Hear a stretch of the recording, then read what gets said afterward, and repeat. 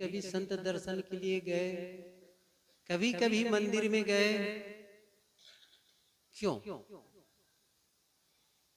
मैं एक बात पूछूं आप लोगों से, मंदिर में क्यों जाते हैं? सत्संग में क्यों जाते हैं? मैं इसको इस ढंग से भी पूछूं कि आखिर में कोई दुकान में जाता है दुकानदारी करने के लिए, खेत में जाता है खेती करने के लिए, ऑफिस में जाता है काम करने के लिए, क्यों जाता है? क्या कहेंगे? धनार्जन के लिए, धन कमाने के लिए। जैसे आप बाहर भौतिक धन कमाने के लिए जाते हैं, वैसे ही धर्म स्थल में धर्म कमाने जाते हैं। वैसे ही जीवन की सीख लेने जाते हैं। तो क्या करना है? उसका उपयोग करना है।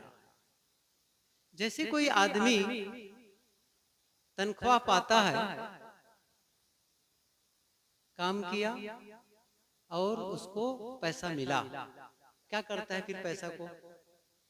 पैसा घर लाता है और उसे बांटता है। ध्यान दो, आपस में बातचीत न करें, और जो कुर्सी पर पीछे बैठे वे लोग भी आपस में बातचीत न करें। बहुत थोड़े समय ही बोलना है मुझे। मैं जो कह रहा हूं उसको थोड़ी देर के लिए ध्यान दें। मैं कह रहा था कि जब कोई पैसा कमा के आता है ना, तो क्या करता है? घर में आकर बांटता है, पत्नी को देता है, लो जी तुम घर की व्यवस्था के लिए दाल चावल सब्जी या कपड़े बच्चों की जो भी जरूरत हो वो घर गृहस्थी चलाने के लिए पैसे रखो। बच्चों को पैसा देता है कि ये तुम स्कूल का फीस देना, पुस्तक कापी की जरूरत है उसको लेना। यदि कोई दरवाजे पर एक भिखारी भी आ जाए ना, तो उसको भी कहता लो तू भी 10 रुपया कुछ खा लेना। कमा के लाया है ना, बांटता है, सबको बांटता है। जब यहां से आप जाएं तो यहां से कमा के जाएं। क्या कमा के जाते हैं यहां से? जब कोई संत के पास आप लोग आते हैं किसी संत के से मिलने के लिए, तो क्या करते हैं? बंदगी करते हैं, प्रणाम करते हैं और पैर छूना चाहते हैं। छूते हैं ना? ये किसका प्रतीक है? ये है विनम्रता का प्रतीक है ना। आप झुक रहे हैं, विनम्र हो रहे हैं, तो कमाई किसकी कर रहे हैं? विनम्रता की, झुकने की। अब ये आपने जो आध्यात्मिक कमाई की है ना, क्या करना है? इसको घर में जाके बांटना है। यहाँ कमाई कर लिए क्या सीख रहे हैं? आखिर यही तो विनम्रता सीख रहे हैं, विनम्र होने की कमाई कर रहे हैं। अब घर में जाकर के बांटिए। किनको? अपनों को। इसका मतलब यदि यहाँ आप विनम्र होते हैं तो अपने परिवार वालों के सामने भी विनम्र हो। वहां ज्यादा रहना है, वहां ज्यादा जीना है। आप मंदिर में तो कुछ घंटे के लिए जाते हैं, कुछ मिनट के लिए जाते हैं। असली मंदिर आपका घर है, आपका परिवार है। वहां जाकर के पूजा करना सरल है, वहां जाकर के झुकना सरल है, लेकिन घर में आकर के झुकना, और यदि आप घर में आकर के विनम्रता का व्यवहार नहीं कर रहे हैं, उस धन को बांट नहीं रहे हैं, तो क्या कहा जाएगा? इसका मतलब आपने कमाई की ही नहीं है। सीधी सी बात है। यहां आते हैं, आप लोग देखे होंगे, जब भोजन में बैठते हैं तो बैठा दिया लाइन से, बैठो। अब क्या होता है? घर की क्या स्थिति होती है जरा सोचो। आप जब घर में बैठते हैं ना भोजन के लिए, सूचना मिली भोजन तैयार है, आओ, तो 3 मिनट में ही भोजन आपके सामने आकर के पूरी तरह से रख दिया जाता है। लो भोजन। कितना लगता है? 2 से 3 मिनट ज्यादा से ज्यादा, और भोजन सामने आ जाता है। यहाँ क्या हो रहा है? पहले बैठा दिया गया ना, आपको डाइनिंग टेबल मिलने वाला है, कुछ नहीं, यूं ही बिछा दिया गया। फिर उसके बाद पत्तल फेरा गया, फिर एक एक सामान दिया गया और कहा गया रुक जाओ, अभी बंदगी होगी तब खाना। सही है कि नहीं है? कितना धैर्य, बहुत धैर्य है। अब ये धैर्य की जो कमाई कर रहे हैं यहाँ आकर के, घर में जाकर के उस धैर्य का बंटवारा करो, बांटो। जब आपको किसी चीज की प्रतीक्षा करनी हो तो शांत धैर्य का उपयोग करो। कोई संत कभी कुछ बोल दे तो आप चुप हो जाते हैं, जवाब नहीं देते हैं। कमाई है कि नहीं है? भोजन बना, भोजन आपके पसंद का नहीं बना, हो सकता है कभी तीखा ज्यादा हो गया हो, तीखा कम हो गया हो, नमक कम हो गया हो, कुछ और कुछ चीजें रह गई। आप शिकायत करने नहीं जाते हैं, शिकायत करने नहीं जाते हैं। क्या करते हैं? जो मिला स्वीकार, स्वीकार भाव। मेरा कहने का मतलब ये है, जब आप घर में जाएं तो आपके अंदर यह स्वीकार भाव बना रहे। जो मिला स्वीकार, बिना शिकायत के लो। यहां आकर के यदि इस प्रकार कमाई नहीं कर रहे हैं ना, और इसका बंटवारा घर जाके नहीं कर रहे हैं, तो मैं समझता हूं धर्म किस लिए है, किसकी दवाई है? मैं एक बात पूछूं, भोजन करने से भूख न मिटे तो भोजन का क्या अर्थ है? पानी पीने से प्यास न मिटे तो पानी पीने का क्या अर्थ है? दवाई खाने से रोग न मिटे तो दवाई खाने का क्या अर्थ है? धर्म, सत्संग और साधना करने से आपके जीवन का दुख न घटे, आपकी मन की कलह न कटे, तो ये धर्म करने का क्या मतलब है? क्या ये धर्म टोपी है, कभी कभी पहन लिए फिर उतार के रख दिए? धर्म टोपी नहीं है। धर्म आपकी चमड़ी की तरह है, चाम की तरह, जो हमेशा आपसे चिपक कर चलती है। कदम कदम पर हो धर्म का संदेश। हमारा जीना, हमारा जीना हर कदम पर केवल इतना नहीं है कि हम यहाँ आकर के धार्मिक हो जाएं। नहीं, धर्म आपके जीवन में जुड़ जाए, हर जगह वो दिखाई दे। चलने में, फिरने में, खाने में, पीने में, बोलने में, हर बात व्यवहार में आपके अंदर में धर्म नहीं झलकेगा, इसका मतलब है हम धर्म का दिखावा कर रहे हैं। आपका दान धर्म काम नहीं आएगा।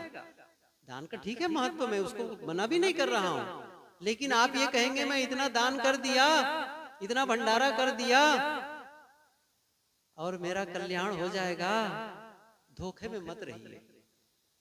समझ रहे हैं ना? मैं नहीं कह रहा हूं कि आप पैसा देना गलत है, दान करना गलत है, वो जरूरी है, लेकिन ये मान करके चले ऐसा करने से मेरा मन पवित्र हो जाएगा, सत्संग सुन लूंगा तो मन पवित्र हो जाएगा। अभी मैं जहां गया था कुछ बोला बच्चों के बीच में, मैंने कहा पूजा पाठ से जीवन नहीं बदलता है।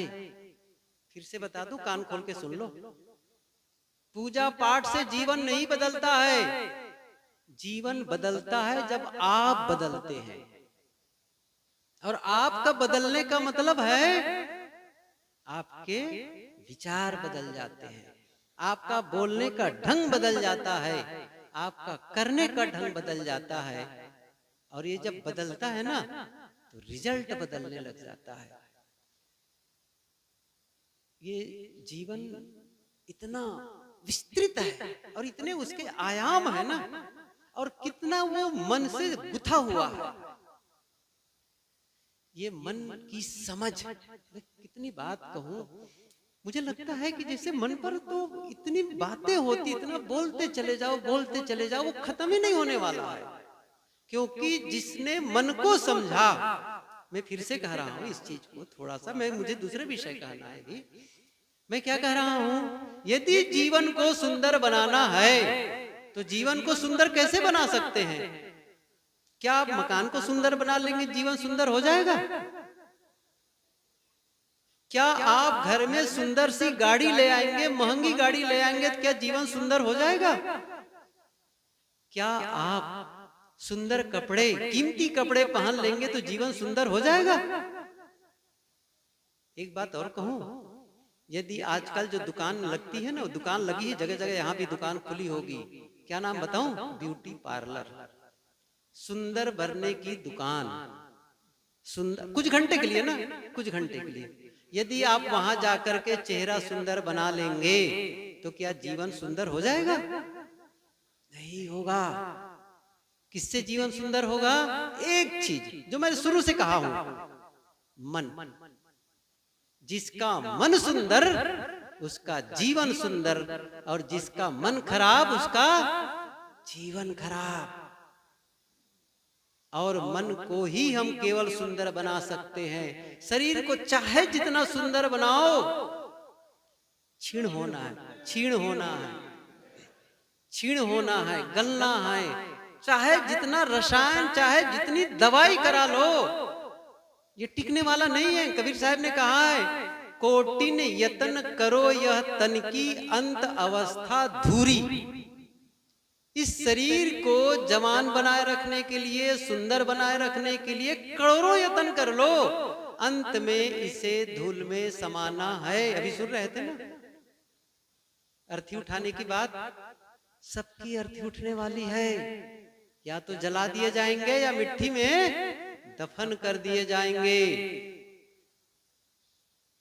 इसलिए आप मन को सुंदर, और ये हम कर सकते हैं। मैं इसलिए कह रहा हूं, शरीर को आप सुंदर बना ही नहीं सकते।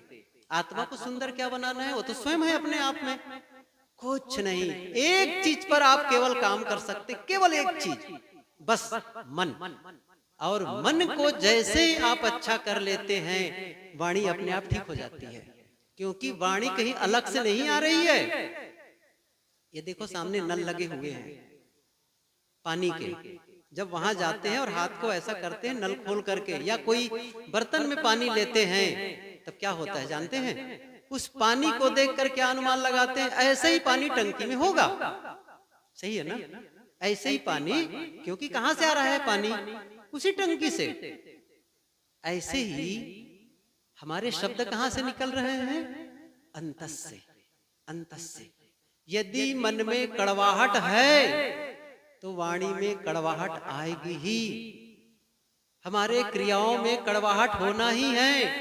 और वो कड़वाहट, भीतर की कड़वाहट आपके केवल बोलने में नहीं है, आपके चलने में दिखाई देगी। क्या बता रहा हूं मैं? आपके चलने में। ये जब माताएं कभी कभी बोलना बंद कर देती हैं और दूसरे शब्द में कहो मुंह फुला लेती हैं। अच्छा, आप बहुत हंस रहे हैं, इसका अनुभव ज्यादा होगा। कहने का मतलब ये हुआ कि मुंह फुला लेती हैं और बोलती नहीं है घर में। तब जानते हैं क्या होता है? मैंने पढ़ा है कि जिस दिन वो बात बोलती नहीं है, घर में मौन हो जाती है, उस दिन घर में आवाज 7 गुना ज्यादा हो जाती है। कितना? 7 गुना। बर्तन की आवाज बढ़ जाती है, फाटक की आवाज बढ़ जाती है, और बच्चों को चाटा ज्यादा आवाज बढ़ जाती है घर की। आप क्या मानते हो मौन होने का मतलब क्या है? नहीं बोलना। अंदर इतनी आवाज हो रही है, इतनी लड़ाई हो रही भीतर भीतर, और वो आपके शरीर बोल रहा है, जिसको आजकल बॉडी लैंग्वेज कहते हैं। एक होता है वर्बल लैंग्वेज, एक होता है बॉडी लैंग्वेज। क्षमा करें, मैं इस विषय को विस्तार नहीं दूंगा। मैंने कहा ना, इस विषय पर यदि कहने लग जाएंगे ना तो फिर घंटों लग जाएंगे। लेकिन मैं एक दूसरा विषय कहना चाहता हूं, पारिवारिक। छोड़ दो, मैं वही दफन कर दिया उसको, अचानक ब्रेक लगा दिया। मैं क्या कहना चाहता हूं? परिवार। गृहस्थी की शुरुआत कहां से होती है? गृहस्थी की शुरुआत कहां से होती है? एक बार मैं एक आश्रम में था, छत्तीसगढ़ के बड़े आश्रम, अपना हम लोग का पुराना आश्रम। बस मेरा सत्संग में जाने का वक्त था, और उसी के 1-2 मिनट पहले 5 आए 2 दंपत्ति। बिल्कुल शादी हुई थी कुछ महीने पहले। 2 जोड़े आए, 2 जोड़े भगत के घर के थे, परिचित थे। मैंने कहा अभी आ रहे हो? मुझे प्रवचन में जाना है। लेकिन बैठो, बहरहाल आ गए। तो शादी हुई है कुछ दिन से पहले। मैंने कहा अब शादी हो गई है, गृहस्थी में प्रवेश कर चुके हो, मेरा एक छोटा सा प्रश्न बता दो, उत्तर दे दो। सुखद गृहस्थी किसे कहते हैं? सब पढ़े लिखे ना, पढ़े लिखे अच्छे एजुकेटेड लोग। मैंने कहा सुखद गृहस्थी किसे कहते हैं? चुप। क्या पढ़े, क्या पढ़े? मैं ऐसे लोगों को जानता हूं जो एमए करके शादी हो गई उनकी, एमएससी करके। अभी कुछ समय पहले की बात है, साल डेढ़ साल नहीं हुए और मेरे पास दोनों प्राणी आए कि सब थोड़ी देर बैठेंगे आपके पास में। हाँ बताओ, इतना डिप्रेशन में थी वो बिटिया, इतना डिप्रेशन। मैंने कहा अच्छा तो एमएससी करने का क्या मतलब है, क्या काम आ रहा है? वो पढ़ाई काम नहीं आती है, काम आती है जीवन की कमाई, जिसको किए नहीं। आप डिग्री पर पाते चले जाओ, क्या होने वाला है उसका? इसलिए आवश्यकता है कि गृहस्थी की शुरुआत हो। कहां से होती है? वही मैं कह रहा था, गृहस्थी की शुरुआत होती विवाह से। गुरुदेव जी कहा करते थे, विवाह किसे कहते हैं? विवाह विशिष्टम वहनम। विवाह क्या है? विशिष्ट ढंग से वहन करना। वहन करने का मतलब होता है ढोना। यहाँ का अर्थ है निभाना। पत्नी पति को निभाती है और पति पत्नी को निभाता है। एक दूसरे को निभाना, एक दूसरे की उन्नति में सहयोग करना, एक दूसरे की प्रगति में सहयोग करना, एक दूसरे की सुख सुविधाओं का ध्यान रखना, यही तो विवाह का मतलब है। गुरुदेव जी ये भी कहा करते थे, जिस घर में पति पत्नी प्रेम से रहते हैं 3 पीढ़ी का लाभ होता है, और जिस घर में पति पत्नी आपस में लड़ते झगड़ते हैं 3 पीढ़ी का नुकसान होता है। कौन है वो 3 पीढ़ी? पहली पीढ़ी है घर के बुजुर्ग, सास ससुर के रूप में, माता पिता के रूप में। जब पति पत्नी आपस में लड़ते हैं तो घर में जो माता पिता के रूप में या सास ससुर के रूप में है ना, उनका सम्मान नहीं होता, उनकी सेवा नहीं होती। और दूसरा कौन है? स्वयं। जब पति पत्नी आपस में लड़ते हैं तो दोनों का विकास थम जाता है। ये नियम है, विकास क्यों? क्या लड़ाई में विकास होगा? कभी सुने हैं आप आपस में लड़के विकास किए हैं? कभी नहीं। गोस्वामी तुलसीदास की पंक्ति है, जहां सुमति तहां संपत्ति नाना, और जहां कुमति तहां विपत्ति निदाना। सुमति, आपस का प्रेम जब होता है ना, तभी उन्नति करते हैं दोनों प्राणी। और तीसरी जो पीढ़ी है ना, ये बहुत महत्वपूर्ण है, वो है आपके बच्चे। जब माता पिता को लड़ते देखते हैं बच्चे, तो जानते हैं क्या होता है उनके अंदर में?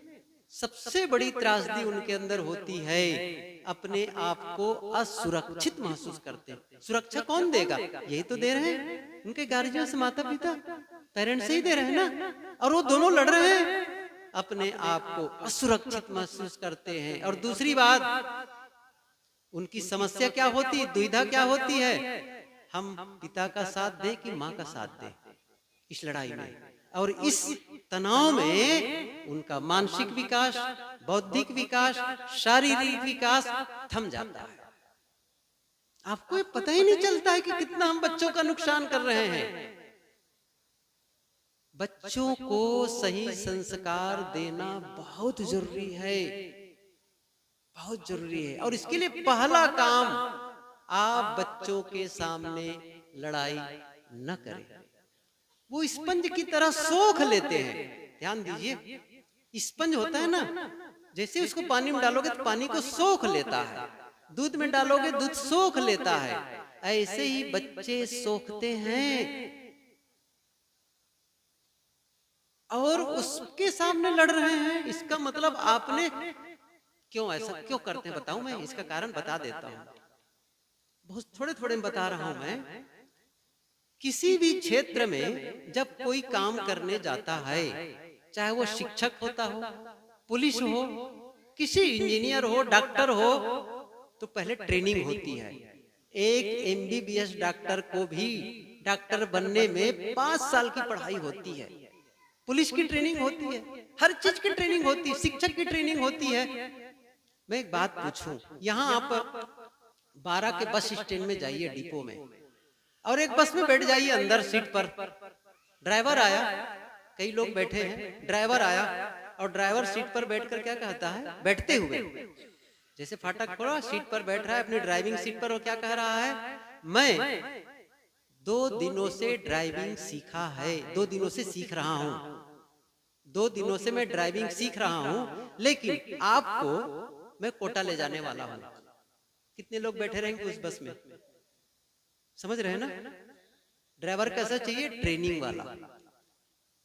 शादी जब होती है, शादी युवक युवती की होती है, क्या उनकी ट्रेनिंग होती है? माँ और बाप बन गए, ट्रेनिंग होती है इसकी है। दादा दादी बन गए तब भी ट्रेनिंग नहीं होती है। सोचिए जरा से, बिना ट्रेनिंग के पुलिस, बिना ट्रेनिंग के शिक्षक, बिना ट्रेनिंग का ड्राइवर, क्या दशा करेंगे देश की? गृहस्थी की कौन सी दशा होगी बिना ट्रेनिंग के? कोई ट्रेनिंग नहीं है। क्या कोई माँ बन जाती है? क्या केवल बच्चा पैदा करने से कोई माँ बन जाती है? क्या केवल बच्चा पैदा कर लेने से पिता हो जाता है? उसी प्रकार से जैसे कोई किसी को दीक्षा दे दे साधु, उससे गुरु बन गया कोई? दीक्षा देने से कोई गुरु बन जाता है?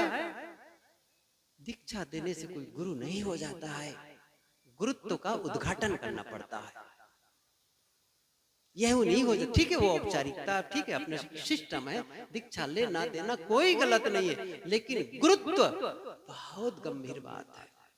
उसको अंदर से उद्घाटित करना होता है। ऐसे ही मातृत्व का उद्घाटन करना होता है, पितृत्व का उद्घाटन करना होता है। ना इसकी कोई प्रशिक्षण, ना इसकी कोई शिक्षा। कहां जा रहा है समाज, बताओ? यही तो है दुख का कारण, अशांति का, आपस में संघर्ष का। यही तो है साथ न रहने का कारण। साथ साथ हैं, लेकिन साथ होकर के भी साथ नहीं है। मैं एक चीज बताऊं आपको, संबंध बनते कैसे हैं। एक बहुत ही महत्वपूर्ण बात बता रहा हूं, संबंध बनते कैसे हैं, इस पर ध्यान दीजिए। संबंध बनते हैं, क्या केवल वस्तु के आदान प्रदान से संबंध बन जाते हैं? क्या केवल साथ रहने मात्र से संबंध हो जाते हैं? नहीं, संबंध बनते हैं ऊर्जा के आदान प्रदान से। कुछ नई बात लगेगी, ऊर्जा के आदान प्रदान से संबंध बनते हैं। इसका मतलब है एक दूसरे के प्रति आपकी भावना क्या है। यदि आप पत्नी के विषय में पत्नी को सामान दे दो, खाने पीने, कपड़े लत्ते, गहने सब दे दो, लेकिन उसके विषय में क्या सोच रहे हो? बहुत गलत है, ये गलत करती, वो गलत करती, जब देखो तब उसको, मुझे देखने का मन नहीं करता है। आपके अंदर में चल रहा है ये, समझ रहे हैं? आपके अंदर ये विचार और आपकी भावना उनके प्रति गलत है। वस्तुओं से संबंध नहीं बनने वाले हैं। और आपका चेहरा बता देगा, आपकी आंखें बता देंगी। आंखें आत्मा की खिड़की है। वो अंतस की आवाज बाहर निकलती आंखों से, दिखता है, वो आंखों से दिखाई देता है। मैं सच बताऊं, आंख जो है ना, आत्मा की खिड़की है। आप नहीं छुपा सकते वहां से, बिल्कुल। एक विचारक ने कहा, दुनिया में ऐसे लोगों की कमी नहीं है जो आपकी आंखों के रास्ते से आपके दिल तक पहुंच जाते हैं और आपके भीतर छिपे हुए गुप्त विचारों को पढ़ लेते हैं आंखों के रास्ते से। इसीलिए एक दो बातें बताऊं। कुछ शब्द सुने होंगे आप, क्या? कुदृष्टि, एक शब्द सुने ना, कुदृष्टि, समझ रहे हैं ना इसका मतलब? और आंख पढ़ने की क्षमता किसके पास जाता है? इन माता बहनों के पास। हम नहीं जानते कहां से सीख रही हैं। आंख को पढ़ने की क्षमता इन लोगों में है। वो किसी की आंख देखकर बता देती हैं उनके आंख में प्रेम है कि वासना है, वो देख के बता देंगे। और कई बार कह देती है उनकी आंख ठीक नहीं है, इसका मतलब उनकी नियत ठीक नहीं है, सीधी सी बात, उनका चरित्र ठीक नहीं है, वो आंख देख के बता देती है। संभाल के रखो आंख को, क्योंकि भीतर से निकल रहा है आपका, आपकी गंदगी प्रकट हो रही है, आपका चेहरा बता देता है। बोलता है साहब चेहरा, सच बताऊं ना, बोलता है, पूरा शरीर बोलता है। और इतना ही नहीं कहूं, आपका घर भी बोलता है। सही, अभी व्याख्या करने का समय नहीं है, घर भी बोलता है, आपके कपड़े बोलते हैं, आपके हेयर स्टाइल बोलता है। सही है ना? आपका जीवन बोलता है, सीधी सी बात है। और जीवन बोलता है मतलब है आपका भीतर, भीतर क्या है वो सब निकल रहा है आपके द्वारा, सब निकल रहा है। संभालो भीतर को। ये कुछ नहीं होगा कि मैं कंठी पहन लिया, मैं बाल छोटा करा लिया, बाल बड़ा करा लिया, माला 108 दाने लगा लिया, सफेद कपड़ा पहन लिया, कुछ काम नहीं आने वाला है। धोखे में मत रहना। साधु का कपड़ा काम नहीं आएगा, गृहस्थ का कपड़ा काम नहीं आएगा। कपड़ा काम आएगा आपकी चित्त की शुद्धि, मन की शुद्धि। और ये शुद्धि का काम कोई नहीं करेगा ना, धोखे में है वो। ये मेरा प्रवचन मेरा भला करने वाला नहीं है, ये मेरा प्रवचन मेरा भला करने वाला नहीं है। मेरा भला होगा जब मैं भीतर की सफाई करूंगा, अंतस की सफाई करूंगा। तो मैं कह रहा था गृहस्थी के विषय में बच्चों को सही संस्कार दो। किसी ने प्रश्न किया बच्चे की शिक्षा कब से प्रारंभ हो? उत्तर देने वाले ने कहा बच्चे के जन्म के 20 साल पहले से। उसने कहा बच्चा जब नहीं जन्म ही नहीं लिया 20 साल पहले कैसे उनकी शिक्षा शुरू हो? उत्तरदाता ने कहा जो युवक युवती जैसा बच्चा चाहते हैं उसकी तैयारी 20 साल पहले से करें। जैसा सांचा होगा ईंट वैसे ही बनेगी। 20 साल पहले से ये समझ नहीं आता है, उसकी तैयारी नहीं हो रही है। मैं कहता हूँ 20 साल पहले न भी मानो, कदाचित मान लेना चाहिए, नहीं मानते हो कदाचित, तो कम से कम बच्चे की शिक्षा कब से प्रारंभ? ये तो मानो गर्भ से, समझ रहे हैं ना, गर्भ से। जैसे ही बच्चा गर्भ में आए और आप उसकी शिक्षा शुरू, इसका मतलब होता है माँ जो खाती है ना बच्चे का भोजन होता है, माँ जो पानी पीती है बच्चे का पानी पीना होता है, माँ श्वास लेती है बच्चे का श्वास लेना होता है। इसका मतलब यह भी है माँ का सोचना बच्चे का, उनका देखना बच्चे का देखना है। यदि आप गलत चीज देख रही हैं, गलत सुन रही हैं, इसका मतलब उसके अंदर में गलत संस्कार का बीज बो रही है। यही कहीं एक जगह की बात है, हमारे संत बैठे हुए थे। जब क्या होता है प्रवचन का समय नहीं होता तो कुछ लोग संतों से मिलने चले जाते हैं। बातें हो रही थी तो साथ में उनके बच्चे भी आए थे, कई महिलाएं बैठी हुई थी और भी लोग बैठे थे। तो कई बच्चे आ गए, उनके उन्हीं मिलने वालों के बच्चे थे, आए सब हल्ला मचाते हुए। तो एक माँ ने संत से शिकायत किया, देखो साहब ये बच्चे महा शैतान, मेरा ये बेटा है ये वाला इतना शैतान है, जब देखो तब ये हमेशा लड़ाई झगड़ा ढुसुम ढुसुम करते रहता है। तो हमारे संत ने क्या कहा, अच्छा बताओ जब आपका ये बच्चा गर्भ में था तो क्या करती थी? उसने कहा कि मैं क्या करती, उस समय मैं खाली रहता था, समय मेरे पास बहुत होता था तो सिनेमा बहुत देखती थी। तो सिनेमा में क्या करती थी, 16 फिल्म मैंने 16 बार देखी है। 16 फिल्मों को कितनी बार? 16 बार। अब उसके बाद जब बच्चा गर्भ से बाहर आएगा तो क्या ओम नमः शिवाय का जप करेगा? ढुसुम ढुसुम नहीं करेगा। तो समझ रहे हैं मैं क्या कहना चाहता हूं? मैसेज है ना। सही संस्कार दो बच्चों को। यदि आप राष्ट्र के लिए कुछ अच्छा करना चाहते हैं, समाज के लिए कुछ अच्छा करना चाहते हैं, परिवार के लिए कुछ अच्छा करना चाहते हैं, तो बच्चों को सही संस्कार दो। क्यों? क्या कंट्रीब्यूशन है समाज की रचना में आपकी? क्या सहयोग है आपका देश की उन्नति में? यही आप एक अच्छे इंसान को विकसित करके समाज के सामने प्रस्तुत कर रहे हैं, एक अच्छे इंसान के रूप में उसका पालन पोषण कर रहे हैं। उनको पढ़ाओ पाठ, विनम्रता का पाठ पढ़ाओ, धैर्य और सहनशीलता का पाठ पढ़ाओ, क्षमा और गम का पाठ पढ़ाओ। लेकिन एक बात बताऊं मैं, आप बच्चों को अच्छा तब तक नहीं बना सकते जब तक आप स्वयं अच्छे न हो जाएं। ये ध्यान दीजिए, बच्चे उपदेश से नहीं सीखते हैं, वो देख करके, आपके जीवन को देख करके सीखते हैं। इसलिए आपको वैसा आदर्श स्थापित करना पड़ेगा। पति पत्नी का संबंध, प्रेम कैसे हो आपस में? ये दीवार होती है ना, दीवारों को जोड़ने, जब ईंट पर ईंट रखते चले जाते हैं, लेकिन ईंट पर ईंट नहीं रखते, उसके बीच में क्या लगाते हैं? समझ रहे? सीमेंट और बालू का गारा लगाते हैं। ईंटों को जोड़ने के लिए सीमेंट और बालू का गारा होता है। ऐसे ही मनुष्यों को जोड़ने वाला गारा क्या है? वो है प्रेम और विश्वास का गारा। आपस का प्रेम बहुत जरूरी है, बहुत जरूरी है। आपस का प्रेम बना रहे। और ये प्रेम जो है ना, इसका महत्व आप समझ रहे हैं? ये आपके भोजन, कपड़े और मकान से भी बढ़ के है इसकी आवश्यकता। कुछ चीजें हैं जिनकी आवश्यकता भौतिक रूप से होती है, और कुछ चीजें ऐसी होती जो दिखाई तो नहीं देती हैं, दिखाई नहीं देती है, लेकिन उसकी कीमत दिखाई देने वाली चीजों से भी बढ़ के होती है।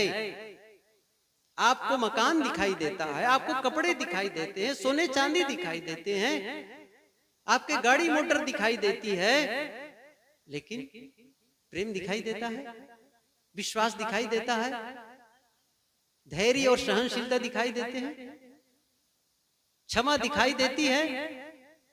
नहीं दिखाई देती। लेकिन क्या इसकी कीमत कम है जीवन में? कीमत बढ़ के है। बढ़ के बता देता हूं मैं आपको। कैसे? सुन लीजिए, कैसे बढ़ के है। इसकी महत्व को आप समझिए, जिसको आप बिल्कुल इग्नोर किए चले जा रहे हैं। एक आदमी काम से लौटा, एक आदमी काम से लौटा, भूखा था, घर में आया था लौट करके, और वहीं से चिल्लाए, घर में पुकार करके कहा, मुझे भूख लगी है, भोजन दो। पत्नी से कह रहा है, मुझे भूख लगी है, जल्दी मुझे भोजन दे दो। पत्नी में अंदर से क्या बोल रही है? मैं तुमसे प्रेम करती हूं। क्या मांग रहा है? भोजन। क्या बोल रही है? मैं तुमसे प्रेम करती हूँ। पति ने क्या समझा? शायद आवाज नहीं पहुंची ठीक से, जो मैं कहना चाहता हूँ अलग। फिर उसने थोड़ा लाउडली, जोर से बोला, अरे मुझे भोजन चाहिए, भोजन। तब उसने भी जोर से बोल दी। क्या बोलती है? मैं तुमसे प्रेम करती हूँ। अब तो ऐसी स्थिति में अपने आप को संभालना बहुत कठिन है ना, फायर हो जाते हैं। उसने क्या कहा? उसने भी समझ, उसने क्या कहा? अरे तुम अपनी प्रेम में मारो गोली, मुझे भोजन दो। अच्छा, प्रेम में गोली मारो? पत्नी गई किचन में, थाली कटोरी लेकर के भोजन उस पर रखती है अच्छे से सजा करके, और क्या करती है? जब वो खाने के लिए बैठे, वहां ले जाकर टेबल पे पटकती, लो खाओ। अच्छा बताओ, स्वाद आएगा? आएगा स्वाद? भोजन तो है ना, भूख लगी, खाओ ना भाई। एक रिक्शा वाले से भी पूछो तो क्या कहता है? मुझे इज्जत की 2 रोटी चाहिए। पेट रोटी से भरेगी कि इज्जत से भरेगी? बताओ। आदर पूर्वक चाहिए, आदर और प्रेम पूर्वक भोजन चाहिए। मैं समझ रहा हूं ना? फिर से पूछ रहा हूं मैं, भोजन आप कितनी बार करते हैं? 2 से 3 बार। माताएं कि 4-5 हो जाती, कोई बात नहीं है। जगदम्बा है भाई, कोई चलेगा चलेगा चलेगा। लेकिन 2 से 3 बार, सही कि नहीं? औसत में 2 से 3 बार।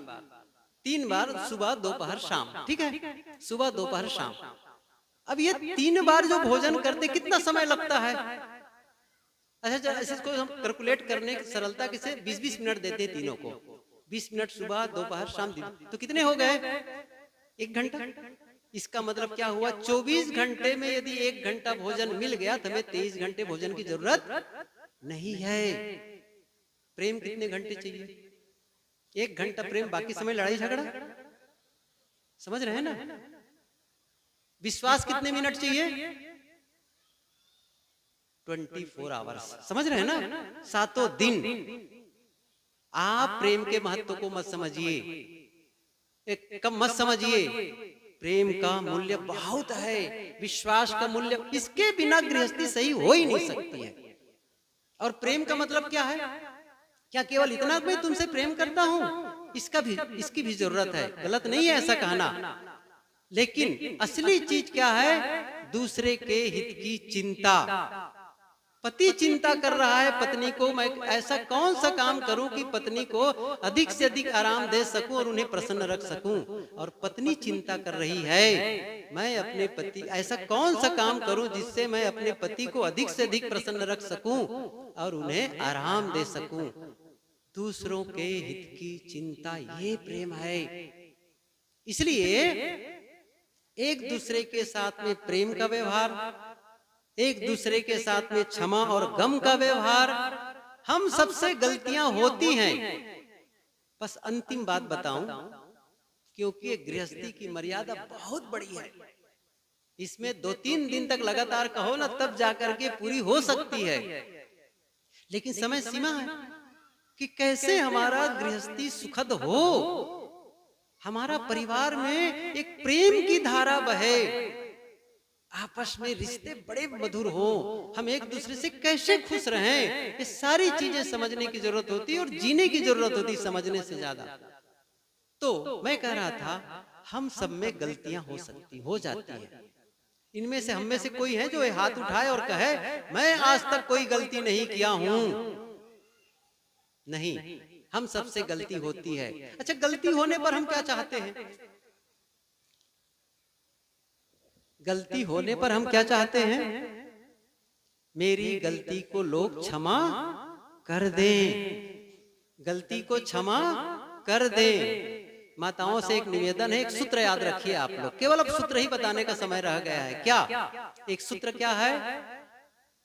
बड़ों की डांट को सह लो और छोटों की गलती को क्षमा कर दो। बस एक सूत्र याद रख लो, बड़ों की डांट को सह लेना है और छोटों की गलती को क्षमा कर देना है। बड़े हैं, उनका अधिकार है, डांट सकते हैं। बड़े ही नहीं डांटेंगे तो कैसे काम बनेगा? वही तो हमारी गलती को बताएंगे, वही तो सीख देंगे। और छोटे हैं, गलती हो गई ना, क्षमा कर दो, क्षमा कर दो। अपने बच्चों को क्षमा करना सिखाओ, सिखाओ, और खुद भी क्षमा करना सीखो। और कभी कभी क्या होता है, गलती होने पर आप क्षमा मांग लें, गलती होने पर डांटे जाएंगे, और कभी कभी गलती नहीं होने पर भी डांटे जाएंगे। इसकी तैयारी होनी चाहिए। मैं कह रहा था कि गलती होने पर तो क्षमा मांग लेना चाहिए, जल्दी मांग लेना चाहिए। कभी कभी गलती नहीं होने पर भी क्षमा मांग लेना चाहिए। मेरी बात समझ में आ रही है? मैंने क्या कहा?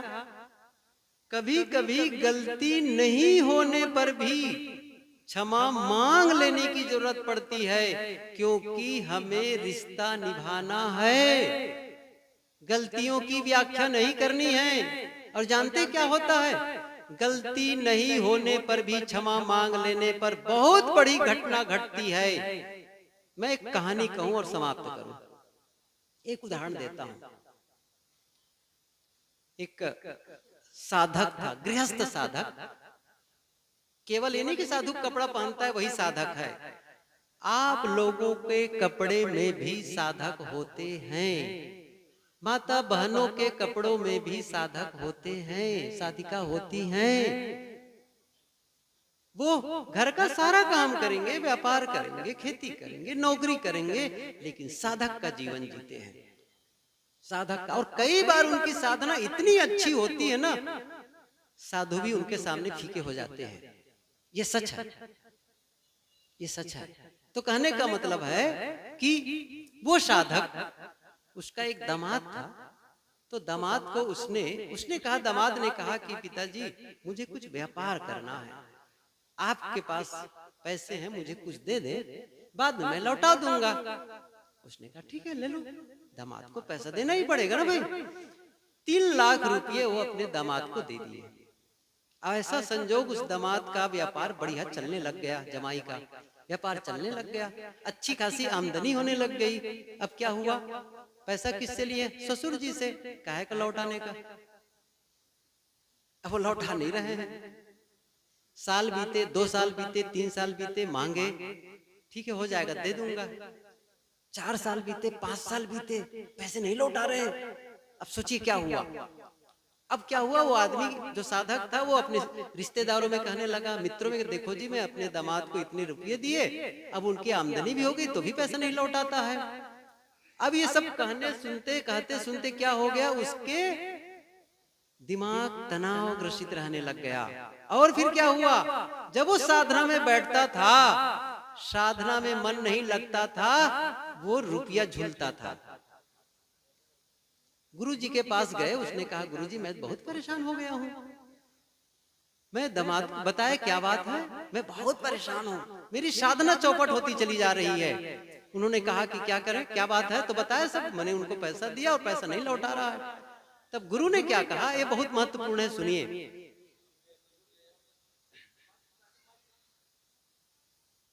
धीरे में बोल सकते हैं। तो गुरु ने क्या कहा, एक काम करो, तुम बाजार चले जाओ 12 के, बहुत सारा फल ले लो, बहुत सारी मिठाइयां ले लो, और अपने दामाद के पास जाकर के क्षमा मांग लो। उसने कहा मेरी गलती कहाँ है, मुझे कैसे कहते हैं क्षमा मांगने के लिए? कह देखो दोनों हाथ से ताली बजती है, एक हाथ से नहीं बजती है। महाराज सही कह रहे हैं आप, दोनों हाथ से ताली बजती है, लेकिन पैसा उसने लिया, पैसा उसने नहीं लौटा, मैंने कौन सी गलती की है मैं क्षमा मांगने जाऊं? उन्होंने कहा देखो उसने पैसा लेकर नहीं लौटाए, उनकी गलती है, लेकिन तुमने उनकी इस गलती को जगह जगह प्रचार किए हो, रिश्तेदारी में कहे हो, लोगों के बीच जाकर कहे हो, ये कम गलती, और वही जो बार बार रिपीट करते रहे आपके दिमाग में छा गया है। और ये बात उस साधक के मन में ये बात समझ में आ गई। उसने कहा सही है, और सचमुच वो फल और मिठाई लेकर के गाड़ी में रखा। रात के 9 बज चुके थे, रात के 9 बज चुके थे, और जब घर उसमें गया, और जानते हो कितने साल के बाद, 12 साल या 15 साल के बाद वो उसके दरवाजे पर गया था। तब से न बेटी से मिला, न दामाद से मिला, न बेटी अपने पिता से मिला, न माँ से मिला था, क्योंकि दूरी बन गई थी, दूरी बन गई थी इस लेन देन को लेकर के। अब क्या हुआ, जब वो गया दरवाजे को खट खट, घर के अंदर में क्या हो रहा था, भोजन की तैयारी थी, सब कुछ भोजन टेबल पर रखा था और बिल्कुल भोजन करने वाले थे। जब दरवाजे पर आवाज आई तो उसका जो बेटी का बेटा दौहित्र था वो गया दरवाजा खोलने के लिए, और देख करके जोर से बोल पड़ा, नाना जी आ गए, नाना जी आ गए। तो उसकी बेटी ने कहा बाबूजी आ गए, इतने साल के बाद कभी नहीं आया, इतने सालों में नहीं आए थे। अच्छा, और वो तो जैसे दरवाजा के लिए धड़ धड़ धड़ धड़ अंदर गया, और जा करके वो जो टेबल था ना, फल और मिठाइयों को रख दिया, और अपने दामाद से क्या कहता है, बेटा मुझे क्षमा कर देना, मेरे से गलती हो गई। क्या कहा, बेटा मेरे से गलती हो गई, मुझे क्षमा कर देना। और इतनी बात सुन करके दामाद रोने लगा, क्योंकि उसको पता था गलती किसकी है। रोने लगा, सीने से लग गया, और दोनों एक दूसरे से गले लग करके रोने लगे। और जब उसका समय पूरा हुआ तो बेटी आई और अपने पिताजी के छाती से लग करके रोने लगी।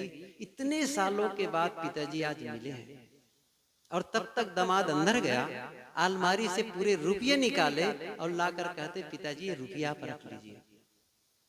समझ रहे हैं, रुपये रख लीजिए। तब वो साधक ने क्या कहा, सुनने जैसी बात है। उसने क्या कहा, बेटा आज मैं इस कौड़ी के लिए नहीं आया हूं, और जिसके लिए मैं आया ना वो मुझे मिल गया, क्योंकि भीतर से मैं बदल गया। ये जो फीलिंग्स हो ना, इस भीतर से मैं बदल गया, तो मेरा बोझ हल्का हो गया ऐसा करके। तब उस दामाद ने क्या कहा, पिताजी यदि आप ये रुपये नहीं रखेंगे तो मैं जीवन भर सुख से नहीं रह पाऊंगा, तड़प तड़प के मुझे जीना पड़ेगा, आपको रखना ही पड़ेगा। उसने पैसे रखे और उनके बच्चों में बांट दिए। और फिर रात में करीब 11 बज गए, सभी परिवार के लोगों को लेकर के फिर अपने घर ले गए। वो साधक माँ से मिलने जा रही है 12 साल के बाद, भाई से मिलने, भाभी से मिलने जा रही है, और वो बच्चे छोटे छोटे अपने ननिहाल जा रहे हैं 11। और जब वहां पहुंचते हैं ना, उस घर का माहौल कैसा हुआ होगा, एक दूसरे को मिल करके, मैं क्या कह रहा हूं, मैं कह रहा हूं क्षमा करना और क्षमा मांग लेना, गलती नहीं होने पर भी क्षमा मांग लेना। ये क्या होता है, हमारे रिश्ते सुधर जाते हैं। इसलिए आवश्यकता है हम आपस में प्रेम को विकसित करें, हम सहनशीलता को विकसित करें, विनम्रता को विकसित करें, क्षमा और गम को विकसित करें, विनम्रता को विकसित करें, मीठे शब्द बोलने को विकसित करें। और ऐसा जब कर लेते हैं तो पारिवारिक रिश्ते सुधर जाते हैं, आपस में हम सब अच्छे से रहने लगते हैं और अच्छा रिजल्ट भी आता है। तब आत्मा और परमात्मा का बीज वहां बोया जा सकता है। ऐसी दशा में, ऐसे परिवार में, और जहां लड़ाई झगड़े हमेशा हो रहे हो, आत्मा परमात्मा का बीज नहीं बोया जाएगा और कोई मायने नहीं रखेगा। इसलिए पारिवारिक रिश्ते को सुधारो। थोड़ी सी बातें मैंने कही, गृहस्थी का विस्तार बहुत अधिक है, इस पर बहुत ज्यादा इस विस्तार की जरूरत है, लेकिन मैंने संकेत दिया, उस संकेत को ध्यान में रखेंगे तो गृहस्थी सुखद होगी। मैंने जीवन के संबंध में बताया आप लोगों के बीच 2-3 दिनों में। और जीवन, मैंने ये भी कहा अंत में कि पूजा पाठ से जीवन नहीं बदलेगा। ये बहुत सारा जो टोना टोटका दुआ भभूत के चक्कर में पड़े रहते हैं पूजा पाठ के, उससे कोई मतलब होने वाला नहीं है। वो जीवन को बिगाड़ने वाला हो सकता है। जीवन को संवारने के लिए है, आपको बदलना पड़ेगा, आपके जीवन को सही बनाना पड़ेगा, तभी हो पाएगा। बाकी सारी चीजें भटकाने वाली होती है। आप सबको बहुत बहुत धन्यवाद, इतने प्रेम से सुने आप लोग। और